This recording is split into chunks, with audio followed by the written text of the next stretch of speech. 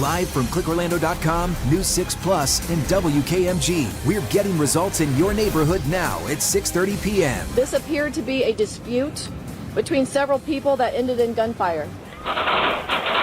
There's a huge commotion. People are yelling, get him, get him. I reacted without thinking. Now at 6:30, as we hear from some of the heroes who jumped into action during the Kansas City mass shooting, police say 2 of the 3 in custody are underage. What they're saying about the 22 wounded, half of them children. Good evening. This is News 6 at 6:30, getting results. Thanks for joining us here live on News 6 Plus. I'm Justin Warman. And I'm Ginger Gadsden. 1 week after fire heavily damaged a homeless shelter, leaving hundreds in need of a roof, other shelters are struggling now to get results. It's a pretty dire need. So the number of homeless people sleeping on the streets and the sprouting of these tent cities across Orlando, there's a gigantic immediate need for emergency shelter. The waiting list at both of his facilities is the longest he has ever seen. How he hopes Orlando can take action.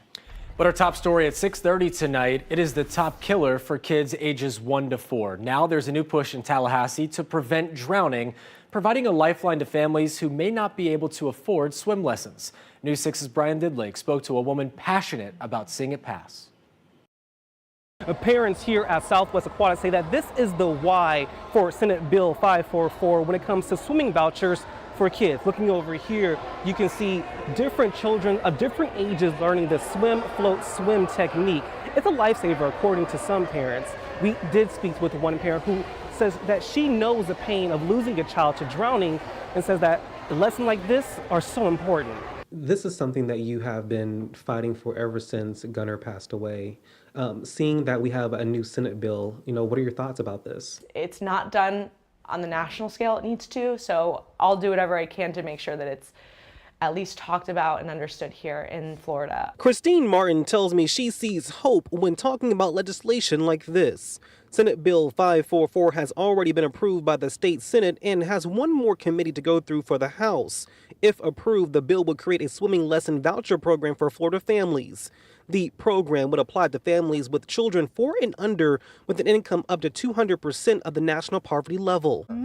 Christine tells me a bill like this is important after losing her son Gunner back in 2016. For me, coming from a parent who has lost and who has experienced like the worst of the worst, I would give anything for my son to be here. Florida ranks 3rd for child drownings, which is why Martin reminds parents of the keys to water safety.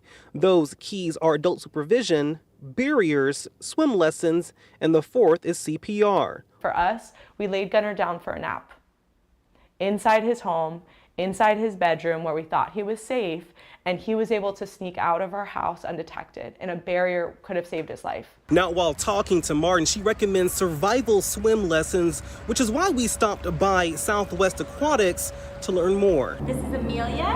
She's a 2.5-year-old swimmer. So we start by teaching children to float on their back, holding them in the correct posture where they would get good breaths. Maureen Minervini says it is about teaching posture for kids, saying if they can crawl or about 6 months, it may be time for them to start hitting the pool.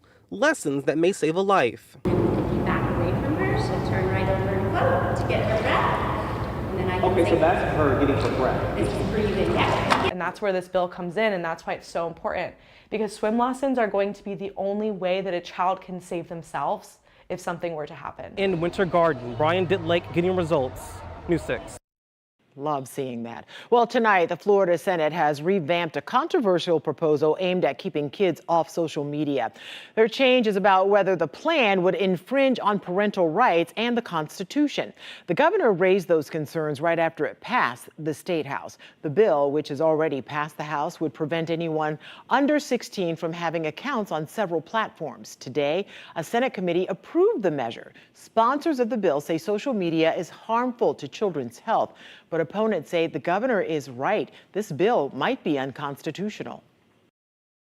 The purpose of this bill is really focused on reducing the milligram levels for the safety of Floridians. It's focused on the packaging to make sure that it's not attractive to children. I'm worried that people will potentially seek out other alternatives that may not be as safe. and that can actually lead to a very unhealthy addiction and truly harm them. The bill will now head to the full Senate for a vote. If approved, it would have to return to the House since changes were made. We have new details tonight on what remains the top national story. The deadly shooting at yesterday's Super Bowl parade in Kansas City. Police now say a fight between several people is likely what led to the gunfire, which killed a mother of two. Doctors say 3 people remain in critical condition. That is out of the 22 people wounded. Half of those patients are under 16 years old. Half. Several bystanders took down one potential suspect. Police say their tackle helped detain one of the 3 people who may have been connected to this. It's incredible video here. Now, as of tonight, no one has been charged. Preliminary investigative findings have shown there was no nexus to terrorism or homegrown violent extremism. This appeared to be a dispute between several people that ended in gunfire. Now, video shows the moment rapid gunfire dispersed a crowd of nearly 1 million people, Chiefs fans running and ducking for cover. As we mentioned, nearly a dozen children were hurt during all of this, the youngest just 8 years old. That out of all of the children we have treated, we only have 3 left in the hospital, all of which will recover from the injuries they had yesterday. Investigators are calling for witnesses, people with cell phone video, and victims of the violence to call a dedicated tip line as they work to file charges. Fire at a homeless shelter in Orange County is putting a spotlight on a growing need. The damage last week displaced more than 200 people at the Coalition for the Homeless in Orlando. Tonight we are asking, where did all those people go? News 6's Catherine Silver has an update on the help needed to get results. How many people did you guys take in? We had a total of 82 for the first few nights. Helping others is simply what Freddie Clayton does. After a fire last week at the Coalition for the Homeless, the Orlando Union Rescue Mission opened their doors to house some of the 237 men that are displaced. There were mats all over here. So even in the dining room, yes, people we had were folks sleeping sleep. here. Yes. Yeah. Since last Wednesday, those men experiencing homelessness have needed a place to sleep, clothes, and food.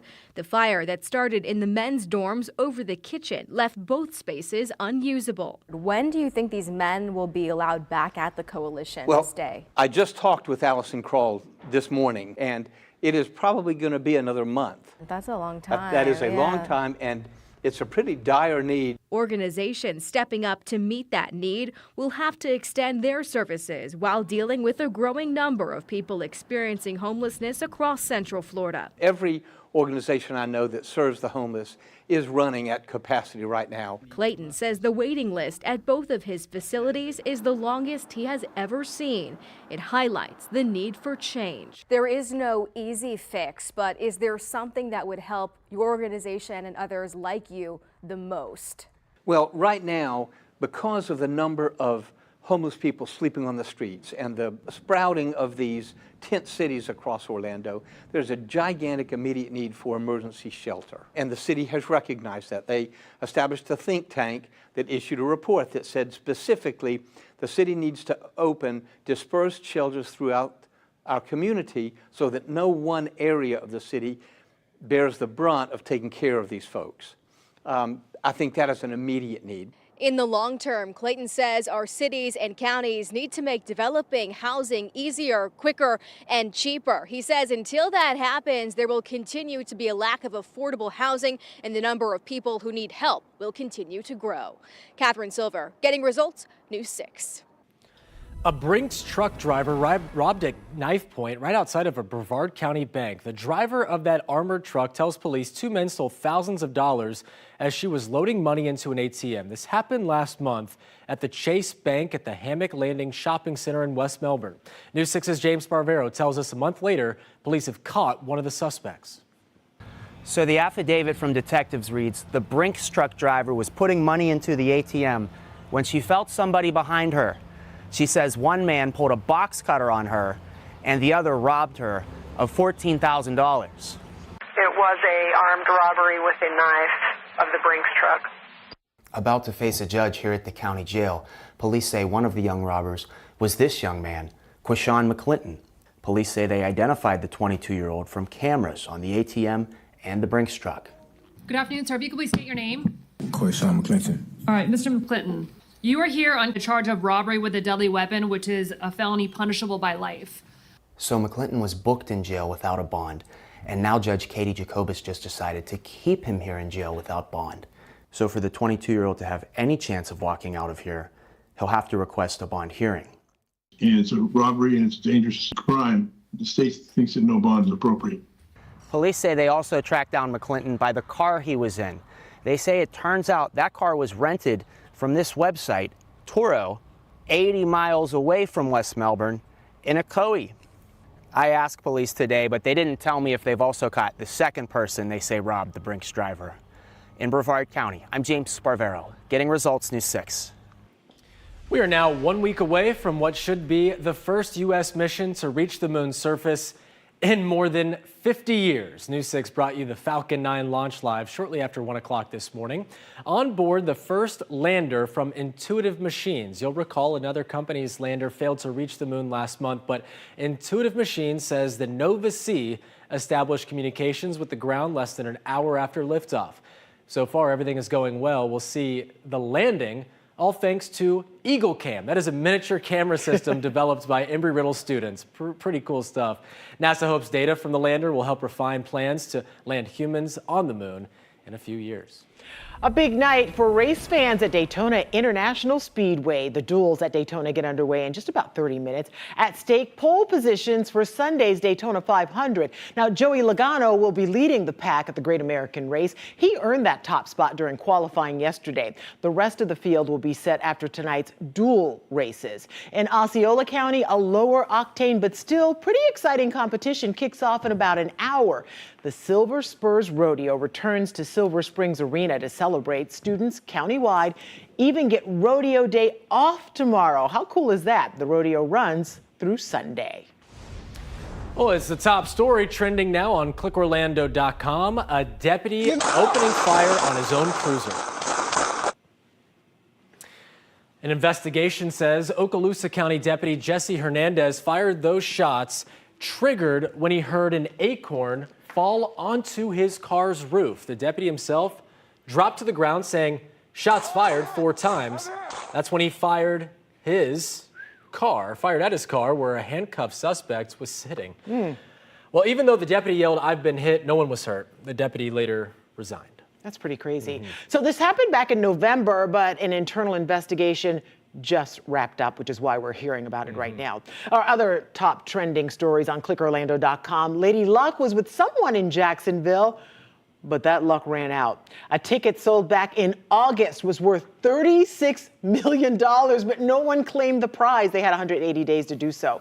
80% of the money now goes to education. The rest goes back to the prize pool. Friday's Mega Millions jackpot is now $457 million. We'll bring you the drawing live tomorrow night at 11 o'clock. Just keep up with your ticket. Yeah. I don't want to know the alternative or why, I think. I don't want to dig too deep into that, but unfortunately, it's actually one of my biggest fears. That's why I don't play the lottery. Well, another headline that has intrigued you. The Florida monster washed ashore more than 100 years ago. What was it? Well, as clickorlando.com producer Tony Talcott tells us, well, back in 1886, 2 boys discovered a large gooey mass on the beach of Anastasia Island. A local physician declared it was a mythical, gigantic octopus.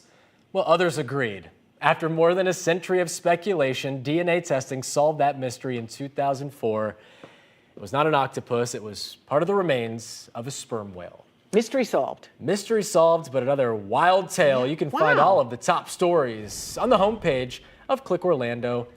All right, we are bringing you some of those notable and often unusual stories every night right here on this online-only newscast, and you're watching News 6 at 6:30. We're just getting started. We'll be here streaming live every weeknight on our News 6 Plus Smart TV app, clickorlando.com, and the News 6 YouTube channel. The best part, News 6 Plus, it is free streaming. That's right. Download the app for your smart TV or on other devices like Apple TV, Roku, Fire TV, and Chromecast. Even if we double the price, it's still affordable. Bingo. Well, his university inspires young people to soar with careers in the aviation industry.